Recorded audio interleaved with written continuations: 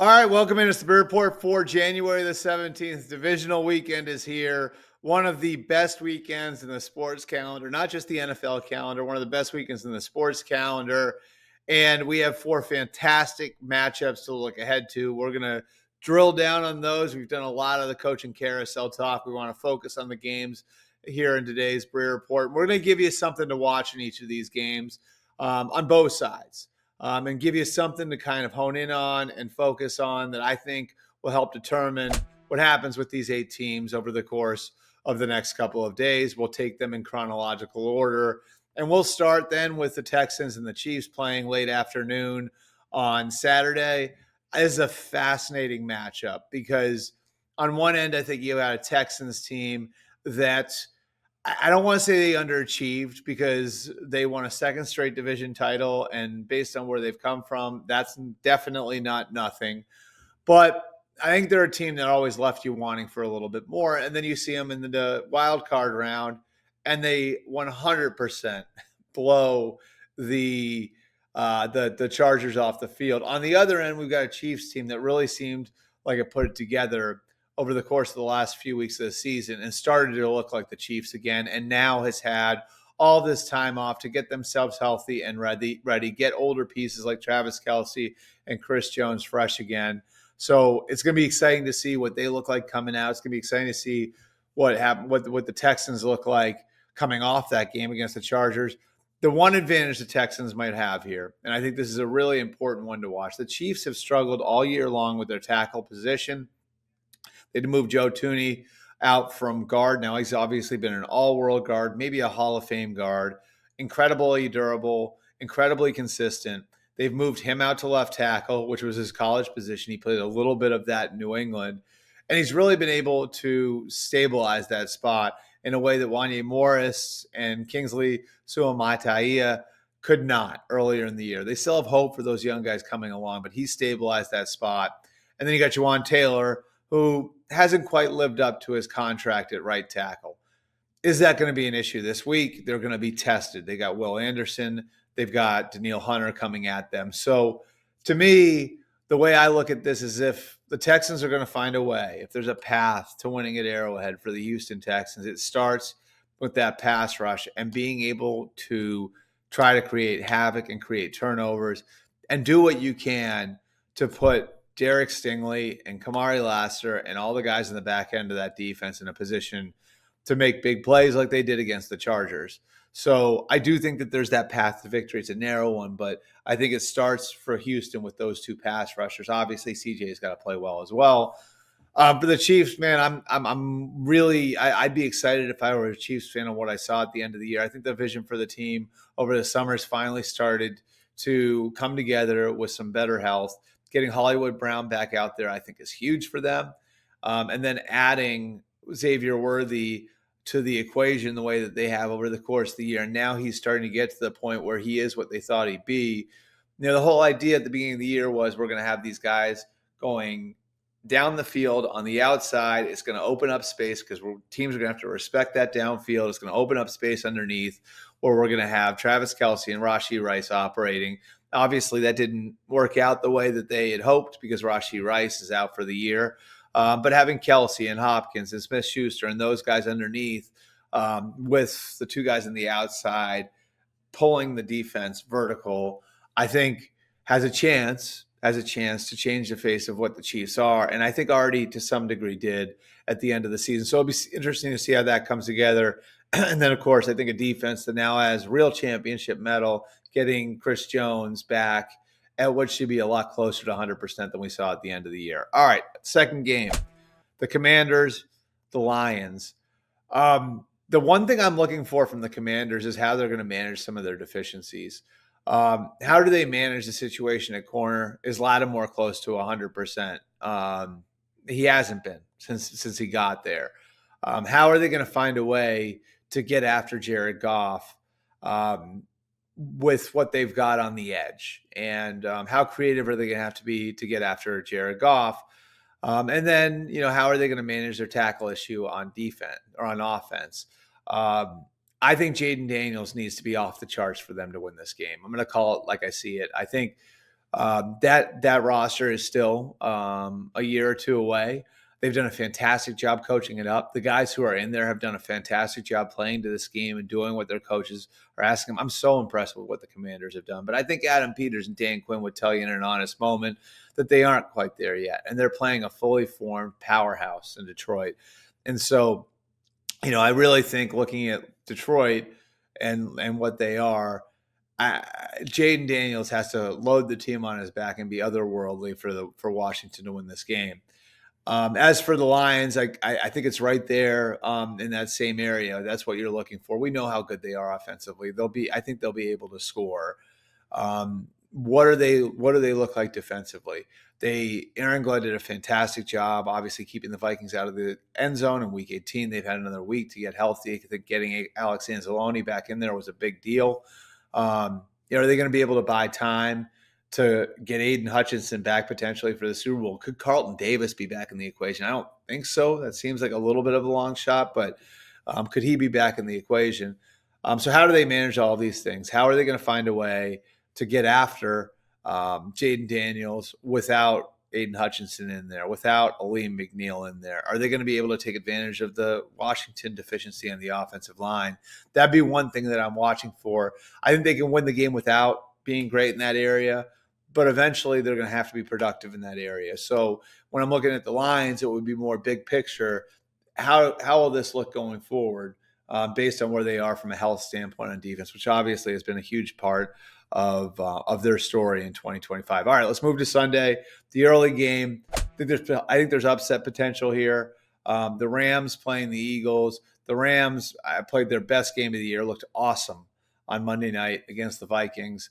I think you saw a team that really benefited from the rest that they got in Week 18. I was critical of them. A lot of other people were critical of them.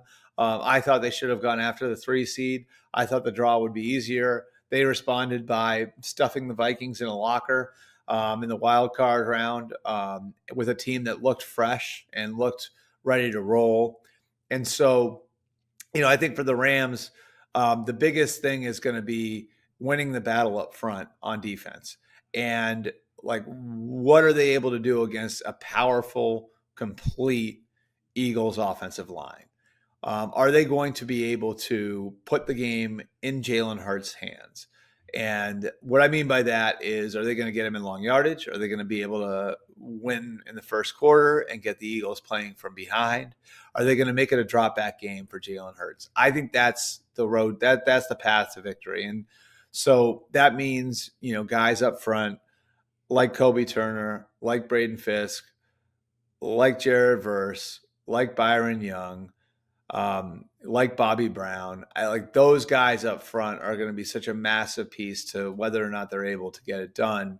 Especially because on the back end, based on what they've got at corner, those guys have done a representative job for who they are. But on the back end, how are you going to deal with Devontae Smith, AJ Brown if the Eagles are able to protect it? I don't think you're going to be able to do it. And I don't think you would have been able to do it against Minnesota unless you were able to get after Sam Darnold the way you were able to get after him. So that 9-sack effort against the Vikings, I don't think the Rams can duplicate it, but you got to do something along those lines where you're pretty constantly affecting the quarterback and you're putting the ball in the quarterback's hands. As for the Eagles, I think you can just flip this right around and you can say, how do guys like Quinion Mitchell and Cooper DeJean and Darius Slay, how do they handle the Rams receivers?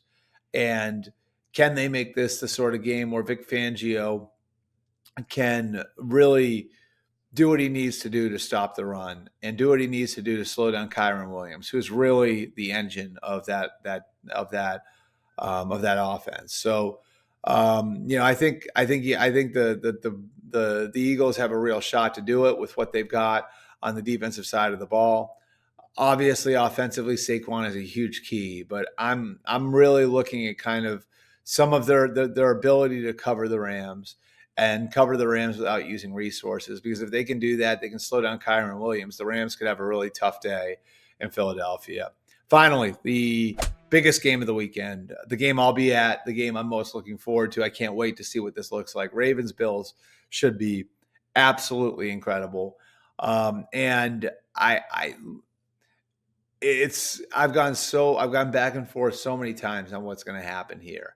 And, really what it comes down to, and this is going to seem like an oversimplification, but we got into the nuts and bolts with the other three games. I think so much of this just comes down to the quarterbacks. And I know that sounds like an oversimplification, but Josh Allen's been so good this year.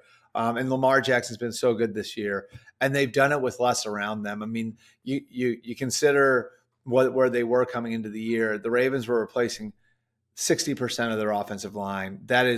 It's very, very rare that you can turn over that amount of your offensive line and hand it to guys who've been developmental in your system and maybe wind up in a better spot than you were the year before. It's such a huge credit to so many people there. I mean, shout out to the line coach there too, George Warhop, who's done a fantastic job after a tragic situation when Joe D passed over the summer.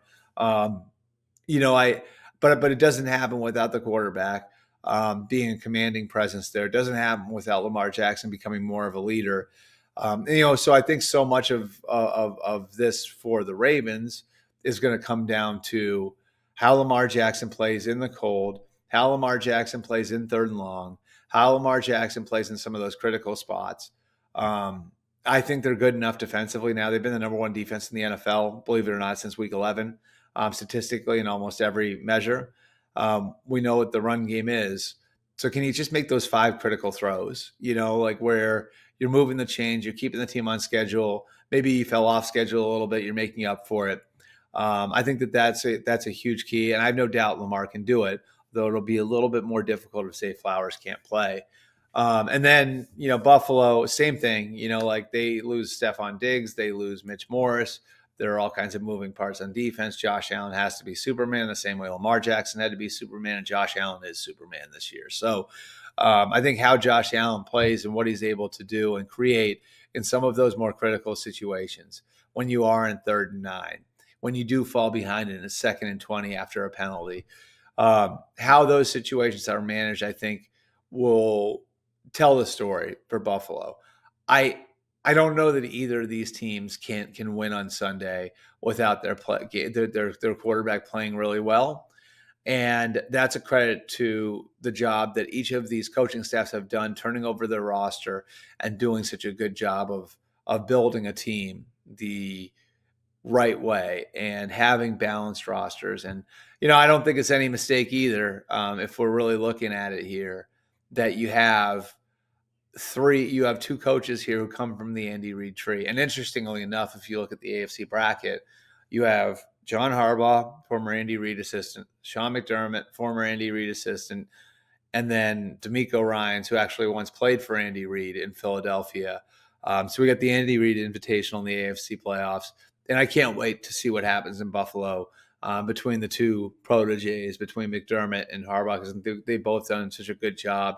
And now so much of this is going to come down to, I think, again, like not to oversimplify it, but which guy's quarterback plays better. Can't wait to break it all down with you guys next week. We'll be back with another Breer Report on Tuesday. Remember, once we get to next week, you start to get to the point where you can have in-person interviews for some of the coaching jobs.